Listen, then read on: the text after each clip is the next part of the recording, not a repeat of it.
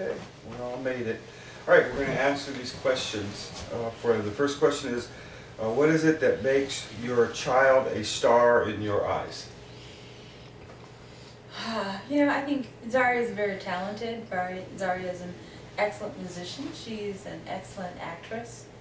She really, really works hard at her craft, and she's always interested in learning new things and doing a better job. How has your child or child's road to success played a major role in your family's life? Yeah, I think when Zaria started playing more of the classical music, it actually, you know, everyone else started listening to more classical music, and I think that was a wonderful experience for everybody. It really kind of opened us up to newer music, things that we weren't regularly listening to, and that was nice. It was nice to have a change and have some variety. You know, I think on just a day-to-day level, it's just all the travel.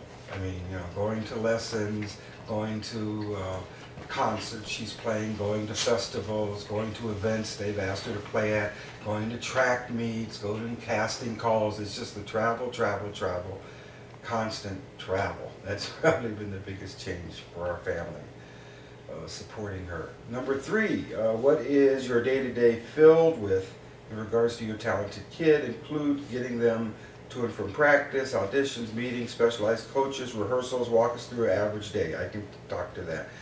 Because, you know, mom is working full-time as a physician.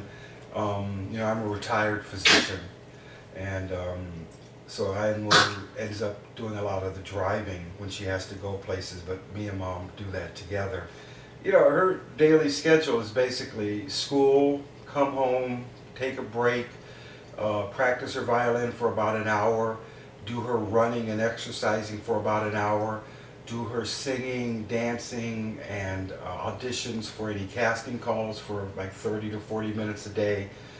Take her violin lesson on Skype if she has one that day, which she usually gets once or twice a week from, you know, one of her teachers. Or she's going to Oakland University to take her classical violin training. That's an hour once a week. She may end up going down to take some trapeze lessons because she likes playing the violin on the trapeze. You know, it's just, you know, it's going to be at least 2 to 3 hours a day or more of something that she's doing that we have to follow her around or take her to. So that's kind of an average day. Weekends are worse because there's more free time, and that's when she goes out and plays different facilities, or now it's track season. You know, she's out training, running in the neighborhood or on the treadmill in the garage, or up the steep hill we have in the backyard. So it's always something. Number 4, as a parent, are you tough on your child when it comes to helping them succeed? How do you interfere or guide them? You know, I think I don't see us as being very tough. I mean, but Zaria does, her day is structured. And I think, you know, for other children, you know, who don't have to do as many different things as Zaria does, you know, they have more free time. Zaria doesn't have the free time. But I think all of her time is used very well. But she does have a structured day. I mean, she is doing the violin, she's on the treadmill, she's running track, she's, you know, singing, she's, you know, working on learning new songs, and she's doing homework. So that takes up a significant amount of time. Yeah, Zaria's probably tougher on herself than we are on her. How much money have you spent on your child's talent annually, monthly? How do you support the high cost of it? I can talk to that. You know, we went through the instruments and the cost of that, and the amps, and then the lessons probably run $200–300 a month, depending on how many lessons she takes. You know, there are costs for sheet music and broken strings and track shoes and, you know, vitamins and supplements and water bottles and track equipment and acting coaches. You know, she might take a lesson on Skype from someone, you know, somewhere she's read about.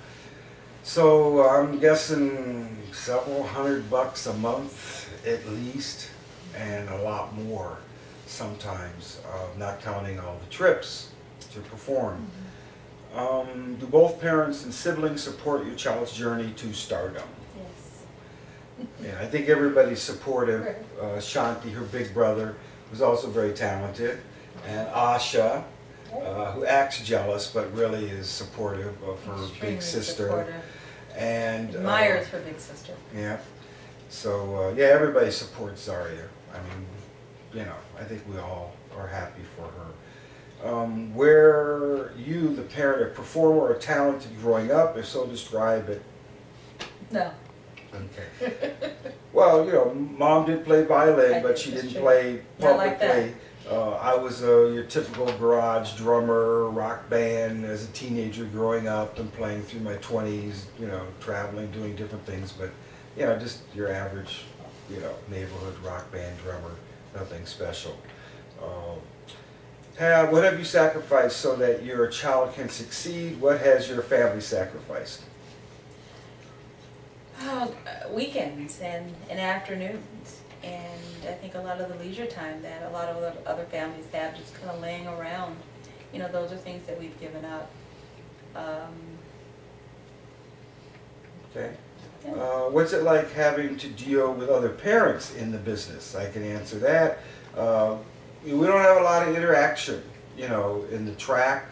We see, you know, the other parents at track, and, you know, everybody wish them well. But, you know, we don't socialize a lot with them. We're pretty busy, you know. Mom's working, and I'm driving and cooking and cleaning, and, you know. And in terms of the music, again, you know, we don't interact with a lot of the other parents that have talented kids. We see them and wish them well, break a leg. And for the auditions and casting calls, you know, you go and you do your audition, and you hope you get the job, and while you're there you say hello, and after that you go home. So we don't hang out a lot with, Right. with the other parents that have kids like Zaria. Will you do anything to help your child succeed? Yeah, within the law. Yes. Yes. Yeah, I think we're going to do pretty much anything we can do, except things that we think will harm her. So if somebody asks her to play something that's silly or has a lot of, you know, bad words or, you know, violent message, we're not going to play that performance. If somebody asks her to perform a character that we think is kind of a silly stereotype, or, you know, isn't going to be helpful, you know, we don't participate in that. And in terms of track, you know, that's no problem. That's just get up and run. So I think that's our main concern, is that she, you know, stay with people in the business that are positive and that aren't willing to just do anything to get noticed. You know, we're not the Kardashian type people. We tend to shy away from publicity, shy away from, you know, that whole world. We want to keep a normal life for her as much and as long as possible. We don't even tell our friends, you know, what she does. And I advise her not to talk a lot about it at school, because some kids will be supportive, but others will be jealous, and then there's a problem. And she's not at a level yet where she should be, you know, telling everybody, oh, look at me, look at me. So, you know, we want them to be normal as much as possible. What is the furthest you traveled? She did a gig at the Whiskey A Go Go in Los Angeles last winter. That was a lot of fun playing there. What's the most amount of money that we paid to support her talent? I guess other than paying for the equipment, you know, which adds up probably to, you know, a couple $1,000s. You know, that's probably the biggest cost. And I guess the trip out to Los Angeles to play at the Whiskey A Go Go. Oh, so she went out to LA to audition for a play, for a musical out there. So that was another cost with the hotel and the plane, and she didn't get the job, but great experience, and it was worth it. Are you or your child demanding?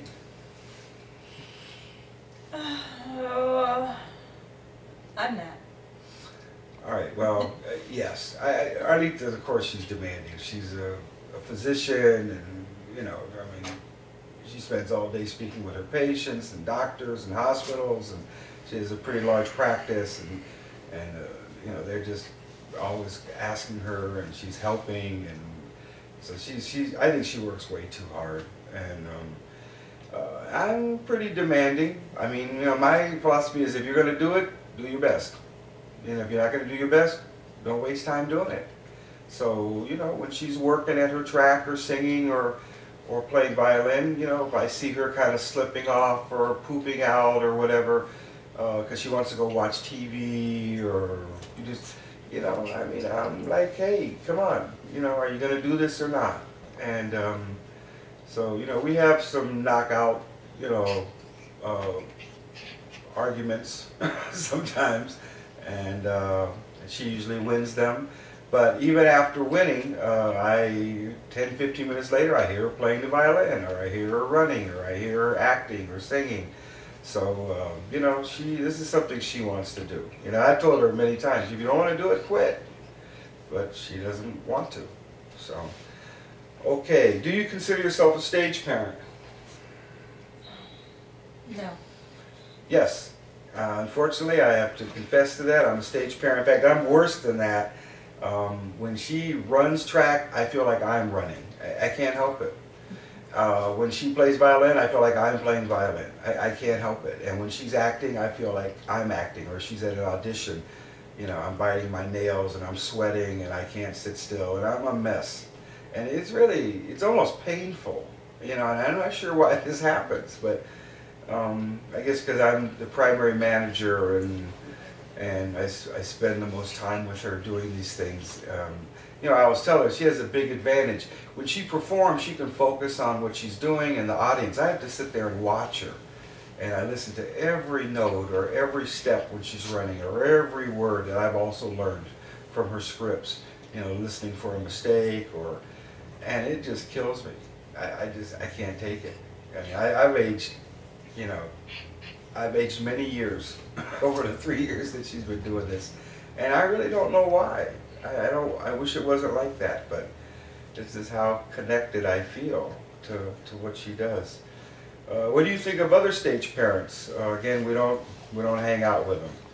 And the last question is, if you have a talent, perform it for us. And I think that's the last question. On a race. Let's see who ranks varsity in the year. Really short hair. This like, oh, go varsity. And all that time you didn't do anything. But yeah. My family's awesome. Want to see a video of hey Zaria, look what I have at my homepage. Dance, monkey, dance! That's from my homepage. You made that as your homepage? Yeah. Dun dun dun dun. It's Zoe chewing a chocolate. I'll put it down. What if I put like trophy down? Like I put my And you have like a look at ears. The dog whistle.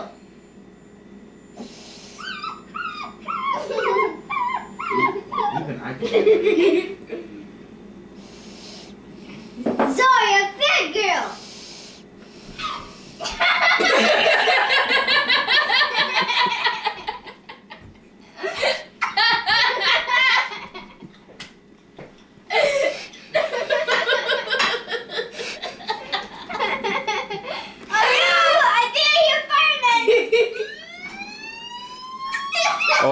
Okay, enough.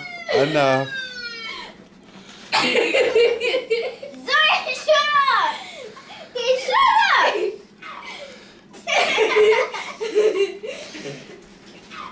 Okay. How about the first time? No.